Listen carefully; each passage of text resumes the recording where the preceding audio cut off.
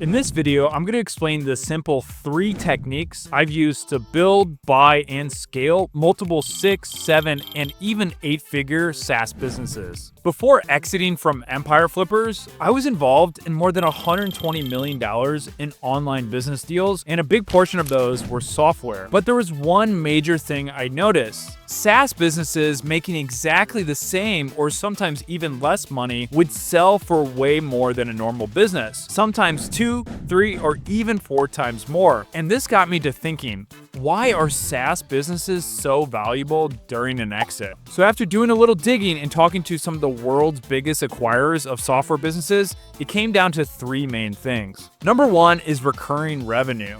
Yes, recurring revenue. See what I did there? Essentially, this lowers the risk for buyers. Think about it. When you buy a business, the scariest thing is wondering if the sales are going to dry up the next month. But with SaaS, recurring revenue is a subscription-based model. It's locked in, and buyers love that predictability. The predictability means lower risk, but also higher upside to reinvest that monthly net revenue back into the business, back into scaling. The second word that came up a lot is a bigger moat, or essentially what they would say is there's a lower risk in buying a software business. The main reason comes down to a few things: time and money. Essentially, SaaS businesses have a bigger moat around them, meaning they're a lower risk business to buy. To start a competing tool, someone needs the money, time, and technical talent to develop it. Essentially, not everyone has that, and there's a difficulty that's going to be in building a similar business from scratch. So this prevents competitors from jumping in too easily. Now, the third and most important thing that I didn't realize is the product market fit is there. Usually there's going to be people who have a first mover advantage and they have customer bases. So you're already buying into a customer base that's proven. It's been proven for 5 years, maybe even 10 years, and it's much more sturdy to buy something that already has this. A SaaS product that's established usually solves a specific problem for a specific customer.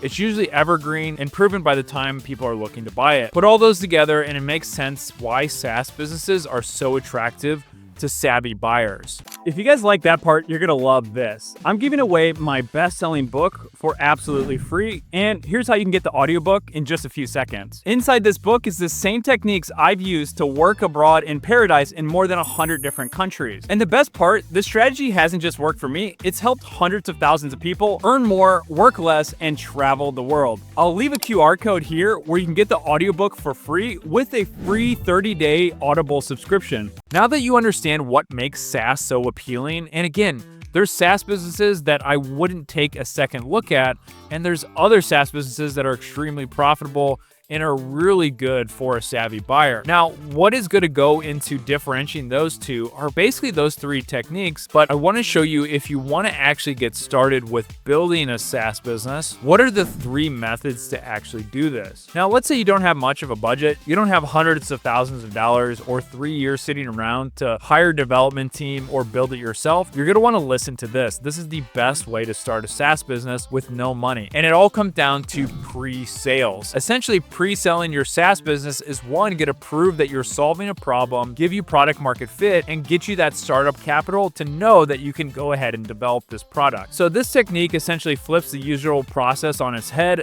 Most people build first and hope customers show up later. That's super risky, and I've seen people stuck with $300,000, $400,000, $500,000 in investment capital, and they don't have a single customer. It's super scary, and essentially they built something that's essentially worthless. Instead, what I recommend and what I've done repeatedly is a lot simple. Sell your SaaS business before you build it. Here's how you do it. Step 1 is to start by finding your ideal target customers. It could be a small niche, a specific type of freelancer, agency, or business. Then instead of asking, what do you think of this idea? Ask a much better question. Would you pay for early access? You're not chasing opinions, you're chasing commitment. A business model isn't proven until multiple people take out their credit card and buy that service or product. What you're doing here is you're validating the demand up front. And the best part, you're generating revenue to fund your product development before you even hire a developer. In multiple projects, I've pre-sold this in things that didn't even exist yet. And then I just started building them. So essentially what you're shooting for is 10, 20, or 30 people to pay for upfront lifetime access with the terms that they're going to be beta users giving you some feedback. Those payments have helped me fund and validate my first software businesses. And when customers prepay, they're emotionally invested. They're far more likely to give useful feedback and stick around long term. Now, a lot of people get stuck here thinking they need to have everything perfect. But remember, you're not launching the product yet. You're validating the problem and proving that people are willing to pay for it. Once you have those first pre-sales, then you move to build. And again, you're setting the expectations that one, they're getting a discount, they're getting lifetime access. For exchange, things are going to be a little bumpy. This is going to be a beta program. It's not going to be perfect. You're going to be working on developing 1 or 2 features, and you're being as transparent as possible, giving them some updates about, hey, the timeline's going to take a few months before we even have something for you to look at. But in general, they should be so committed to solving that problem that they're willing to pay to make sure that it happens. And what you can do to really sweeten the pot is, hey, if you don't have something by 3 months, I'll refund you your money if it's not a good fit. That could be a little bit risky, but in general, what you should do is you should be able to deliver on your promises to get them something that solves their one problem they're looking for. Now, the next most important thing that I learned from talking to some of the wealthiest people and the wealthiest buyers is they all subscribe. They hit the subscribe button to make sure they're getting alerted about new videos that are coming out each week. Are you tired of juggling 30 different software tools just to keep your business running?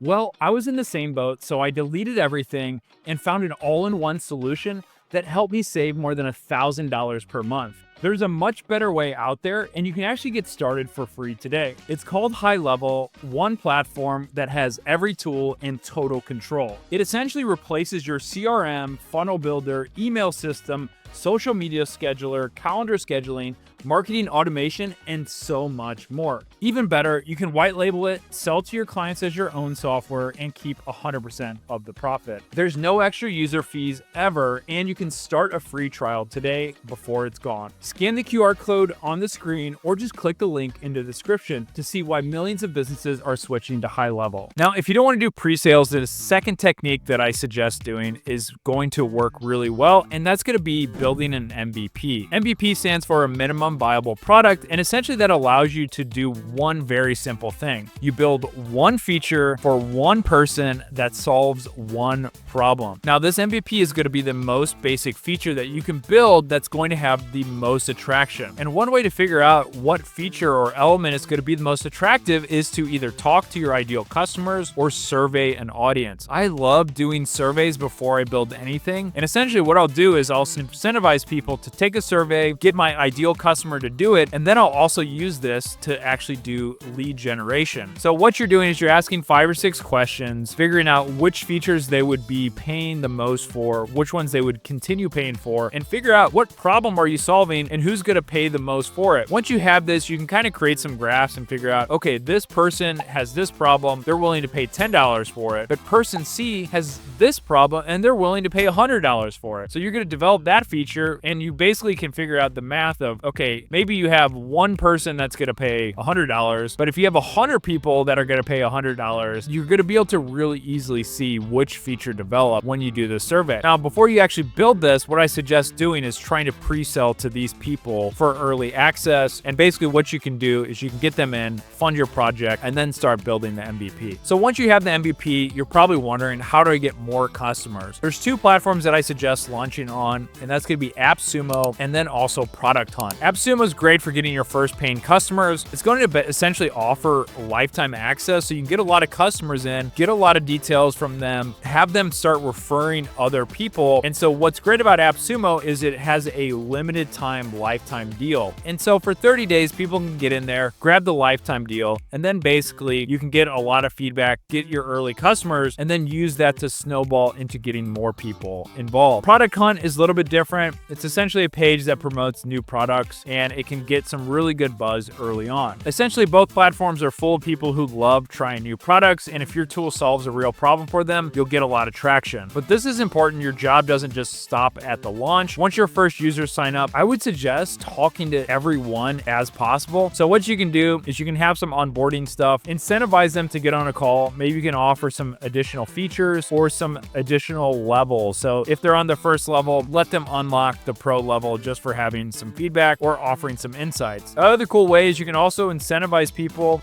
through affiliate or referrals. They can either unlock new features inside the platform, or they can unlock other things like discounts or even just getting some money. So asking for referrals can be a really great way to scale your business in the early days. So the next technique is to skip all this hard stuff and just go ahead and buy one of these software businesses that's already proven, already functioning, already has the customer base, has the monthly recurring revenue, and all you have to do is start growing it. Whenever I'm looking at a software business that I'm looking to acquire, I'm not looking for a business that's fully optimized. I'm looking to buy something from somebody who doesn't know marketing and sales, so I can easily get in there, implement some of the techniques that I've used to 5 and 10x software businesses, and start scaling them from day one. Now, there's a lot of features that separate the zeros from the heroes in a software business. Now, if you're looking for the secrets that I use when buying an online business, I'm actually going to leave a free ebook where you can get my Buying Online Secrets ebook for absolutely free to download, and it goes through some of the best practices I look for when trying to acquire a software business or any type of online business. It has my due diligence checklist and a few other things that I look at that's going to give you some insights if you're looking to buy an online business. And if this is something you're interested in, I'll also leave a link below where you can schedule a free consultation with me. We can figure out if it's good to work together and help you find and buy your first online business. And now, if you enjoyed this video, I'm going to leave another video linked up here that's going to be super helpful in your journey to starting and making money with software businesses. Take care and see you in the next one.